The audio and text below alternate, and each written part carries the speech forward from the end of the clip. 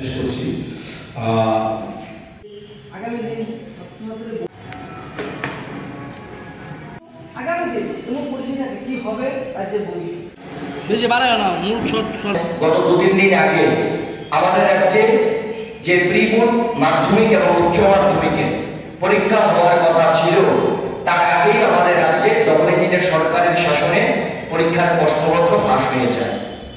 আমরা বলি না যে রাজ্যের সরকার বা রাজ্যের যিনি মুখ্যমন্ত্রী বা তিনি রাজ্যের শিক্ষা দপ্তরের দায়িত্বটা পালন করছেন, এই যে প্রশ্নপত্র ফাঁস হয়েছে এটাকে নিয়ে আমরা রাজ্যব্যাপী আমরা একটা বৃহত্তর আন্দোলনে যাচ্ছি।